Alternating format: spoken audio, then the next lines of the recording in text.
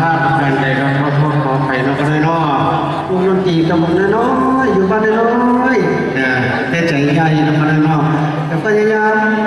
ทำโกยาติดว่าเขาได้มอได้ซื้อไปตามสาว